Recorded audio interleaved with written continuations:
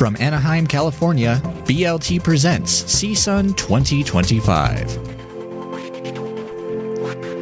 Hello, everybody, and welcome to your BLT Bite. I'm your host, Evan Starnes.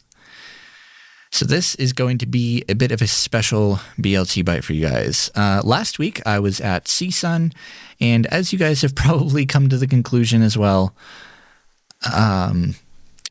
my plans for BLT and for making BLT Bites didn't go quite as intended. I've got a lot of takeaways from the conference and actually learned quite a bit, and I will be doing a full-length episode on Wednesday, kind of just regarding my thoughts on the entire conference as it is and some of the cool stuff that I got to see there. And then also, just what I could have / should have done differently for BLT. So that will be a full-length episode. That being said, I wanted to give you guys kind of a roundup of all of these different little recordings that I've edited together and show, some of the stuff that I got to see at CSUN. And it was incredible. I got to see some new Braille devices. It is... I even said this in my recording. It feels like the year of multi-line Braille displays. I got to check out the Humanware Monarch. I didn't record that one, though, which is really unfortunate.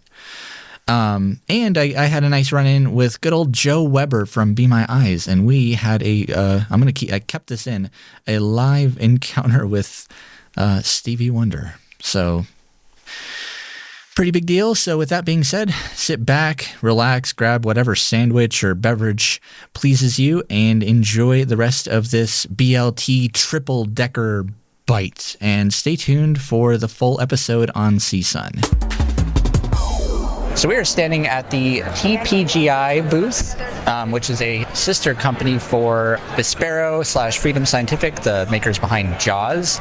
And I'm joined by Denise Thomas from TPGI. So you guys work with San Diego State University currently for some really neat web accessibility testing, and I'd really like to know how it all works. Well, my sister company, I work for TPGI, which is the professional services division under Vispero. We support universities and private sector companies with ensuring that their digital storefronts, digital universities are accessible to everyone regardless of their ability. My sister company, Freedom Scientific, makers of JAWS, ZoomText, and Fusion, work directly with the University of San Diego State by providing you guys with JAWS and Fusion licenses to be used most likely as accommodations to students as well as faculty, allowing them to teach and or take courses online or whatever as needed and navigate the university's websites as part of the day-to-day student life. What I do on the TPGI side as the web consultant is provide companies with digital accessibility services, direct consulting like manual testing, design reviews, and things like that, remediation support, to strategic services like helping university develop an accessibility program that understands the entire use case of accessibility from procurement, HR, to student life, faculty, and all that sort of stuff. And everything that we put on the web must be made accessible. Absolutely. For both parties there. We also complement that with 3 software solutions known as ARC, JAWS Inspect, and our latest product, JAWS for Kiosk. ARC is our technical scanning tool and knowledge base center, which allows our clients to scan their websites and web apps against the WCAG standards and understand where there might be automated issues, or we can tag those as well with manual testing issues that would impact folks who use screen readers or dyslexic or any other disability type that impacts how they use the web. JAWS Inspect is a purpose-built product of ours where we've taken JAWS and turned it into a pure QA and developer tool that allows them to test the usability of a website. So in our space, we have lots of tools that test against the technical standards, but JAWS Inspect allows us to test the usability of a site. So we can technically, I like to say, we can technically test if we have a ramp on the front of the building, and determine yes or no on that. And JAWS Inspect is going to let you know, is that ramp 6 miles long and therefore not really usable to a screen reader user, or there's an impasse that they couldn't get past as part of that. So that's where that comes in. And then JAWS for kiosk, that's for this big push in the space, even heightened by COVID, where we've gotten rid of folks in the retail setting where I just want to buy a burger, or if I want to check into my hotel, cashiers and all that. Check into my airline, get a taxi, even getting gasoline at the pump. It now has a kiosk built into it. Wow. Well, where does that leave behind the disabled community? So JAWS for kiosk gives you a tool that's familiar with millions and millions of people all around the world, where JAWS is used by over 100 countries around the world. So there's automatic language support to the scalability of that. That's the awesome. Security built into it, the familiarization of the community of being JAWS users coming to a kiosk that now uses JAWS itself. So there's no new learning curve they have to have for using something like that. Yeah. And then the customization that we can also provide to ensure that we're pronouncing words that may not be in the dictionary because of our marketing crew coming up with something like that. So this is the support that we provide to our customers and our clients, as well as to the community themselves via Freedom and what they do. That's really cool, and ensuring that it's responsive and understandable. Now, if you'd like to learn more about what TPGI does, check out their website at tpgi.com. Currently, we are at the Harpo booth, and I'm holding in my hand a really incredibly cool-looking Braille display called the Braille Pen 24.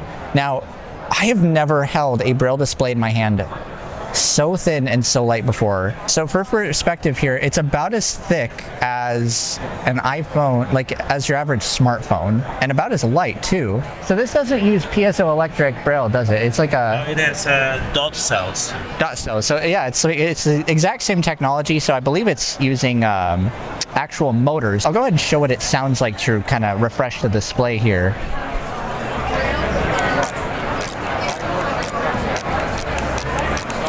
So I'm just scrolling through the main menu. It kind of sounds like an Orbit reader, but much faster. But it does make an audible sound. You have a really nice Braille keyboard on the surface of it. You have some thumb keys and like a thumb joystick on the front, and a couple of switches on the back. Here is for the silent mode. Oh, okay. You can turn off the system sounds. Oh, nice.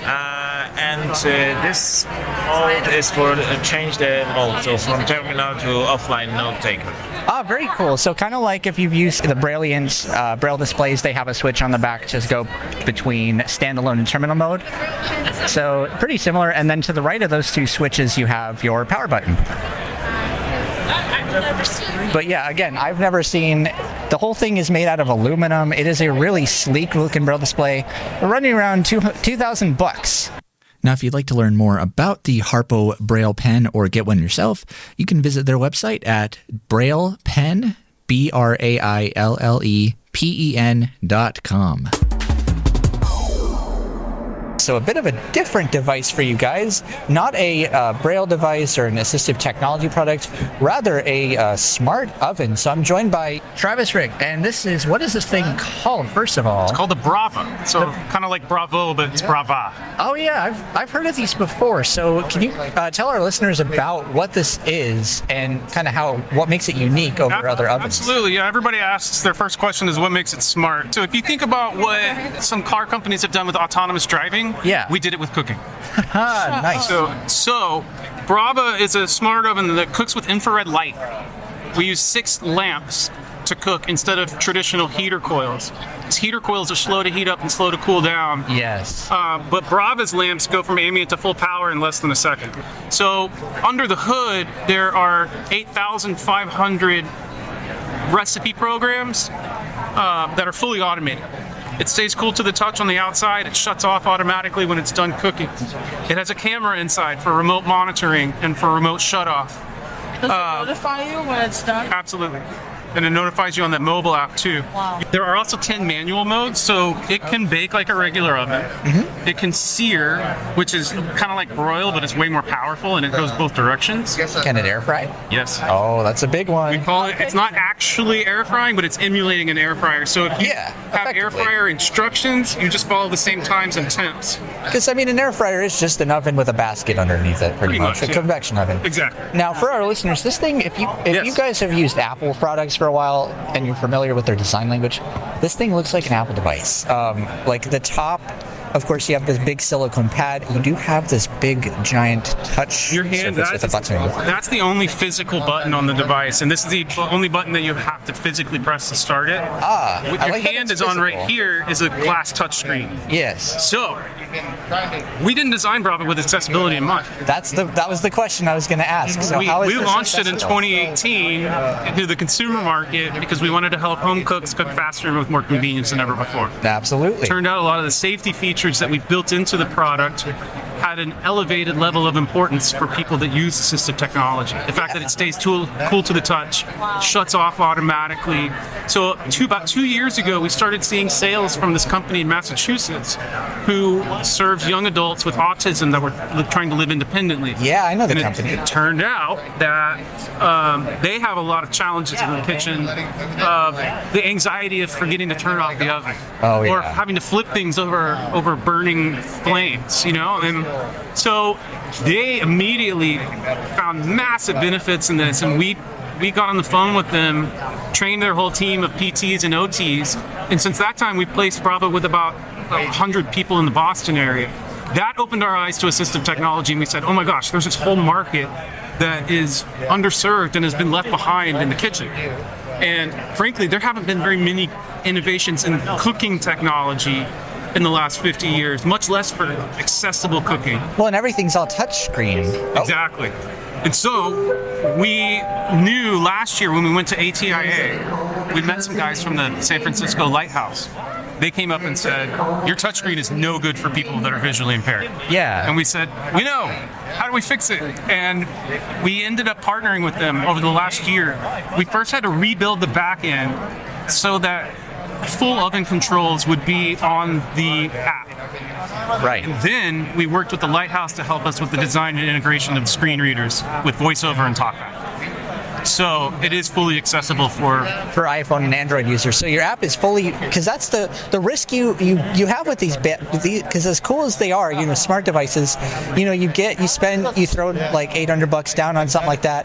You get it home, set it up, find out their app isn't accessible. So the Brava app is fully VoiceOver accessible. Yes. Now, how much does this particular oven run usually? There's 4 different packages. The starter set, which has a metal tray and a glass tray and a temp sensor, retails for $1,295. The next set includes all of the bakeware accessories. So it has a loaf pan for baking bread. It has a square pan for making brownies and cakes. It has an egg tray so you can do fried eggs, poached eggs, and also a muffin cup or muffin tin.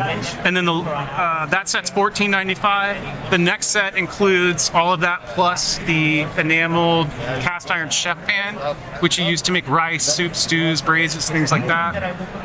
And then the last one is $19.95. That's the one that you actually have your hand on. It has all of the accessories plus a glass door plus a wireless temp sensor. So the original Brava has a metal door. Oh, okay. We didn't need glass in the beginning because it has a camera inside. Yeah, so not an AT product, but definitely love to cover kitchen gadgets on this podcast. So yeah, this is the Brava oven. I've heard about these a few years ago, and I was wondering about their app. It is nice to see it's accessible. It's a bummer that the touchscreen isn't natively accessible or doesn't have some sort of speech functionality, but it does have an app, and as long as that app works, if you're a blind user, you can use this product. Well, goodness gracious, I totally lied if I said this was going to be the last demo, because I ran into a good friend of the show and a good friend of mine, Joe Weber from Be My Eyes. Welcome to CSUN? Yeah, this is my first one. Really? Believe it or not. Goodness I joined gracious. Be My Eyes in 2019, and then I was supposed to go to my first one, and that was March of 2020. Shut down right before the conference. Right. Because I was right around the same time. Oh, yeah. Good Lord. How have you felt about this year? It's been... Well, I mean, actually, Evan, if you wouldn't believe this, right now behind us, Stevie Wonder is walking through, which is probably the craziest coincidence. That's kind of Maybe insane. in the entire. So he's literally right behind. He's like right there. So we're standing in the front lobby, and there's Stevie Yes. Wonder just. And is just passing quietly right by us. He's wearing a black leather hat, big sunglasses, all black, kind of it's like a nice leather sweatsuit, and he looks pretty cool. Oh my god, All me darned. this is crazy. This is insane. And then he's with none other than Mike May. Do you know Mike from APH, good a old Mike local May, legend? or Yeah, Yep. I think he's his official guide for the conference, and I guess I wouldn't Wow. be surprised, would I? this is crazy. This is radio at its best right now, man. It's not every day you get to just have a 20-foot encounter with Stevie Wonder. Well, I guess, can you tell us about some of the latest and greatest since we've met about what's down the pipe for Be My Eyes? Yeah, I mean, right now, if you buy those Meta Ray-Ban glasses, you can sync it to your Be My Eyes account.